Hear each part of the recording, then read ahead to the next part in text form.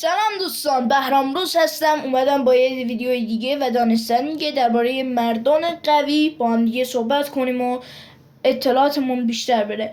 از 10 نفر از بهترین مردان قوی که در رتبه بندی در سال شرکت کردن و رتبه آوردن، 10مین نفر کسی نیست جز براوان شاور که اهل آمریکاست و 1982 به دنیا آمده و 203 سانتی متر قد و 198 وزن است. او توانست 445 کیلوگرم رو بدون هیچ چون و چرایی برداره و این واقعا بریم بعدی. شماره 9 لیونیو تارننکو وزن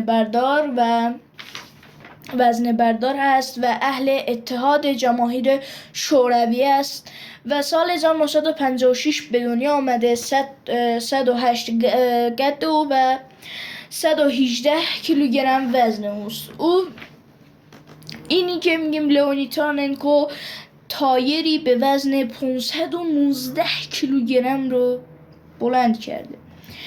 و بعدی شماره 8 ما اندی بولتون که در رشته پاور لیفتر هم کار میکنه. 183 قد او و 160 وزن اون هست. اهل انگلستان و 1970 و سال 1970 به دنیا آمده. اون تونست 458 کیلو وزنه رو به رکوردش رو بشکنه و 551 کیلوگرم تایر رو تونست برداره. بعدی شماره 7 ما برایان مایدرز که اونم در رشته پاور لیفتر کار میکنه. متولد ایالات متحده آمریکاست و 1978 سال به دنیا آمده و قد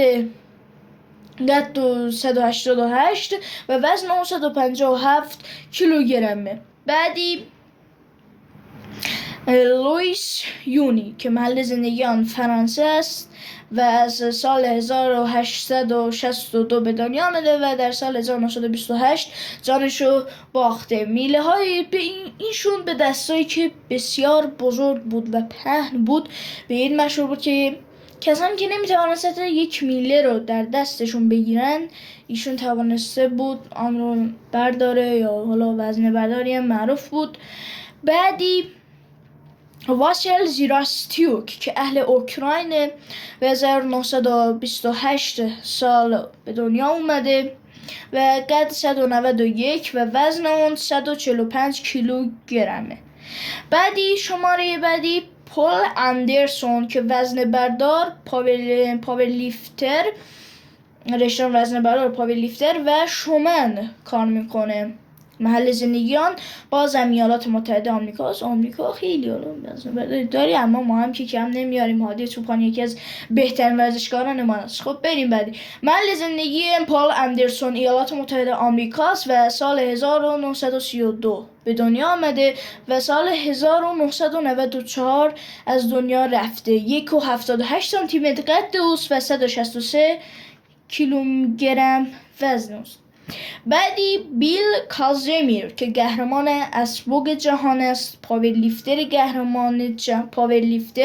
قهرمان جهان و کشتیگیر حرفه‌ای آمریکایی است که اهل خود ایالات متحده آمریکا هست و سال 1953 به دنیا اومده و 1 متر و 88 سانتی متر قد و 149 اون وزن است.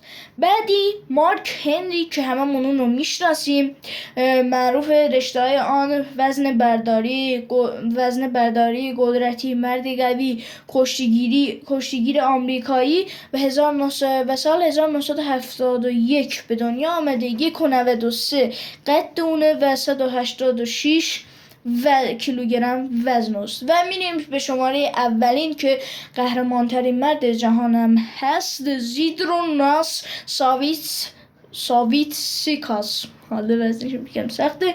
همون لیتوانی هست، اهل لیتوانی هست و 1975 به دنیا آمده. 180 سانتی متر قد اوست و 180 کیلوگرم وزن اوست و 1.91 سانتی متر هم قد اوست. خب امیدوارم از این ویدیو لذت ببرین. سابسکرایب و لایک یادتون نره. زنگوله این پایین بزنید که اگه ویدیو جدیدی گذاشتم حتما با خبر بشید.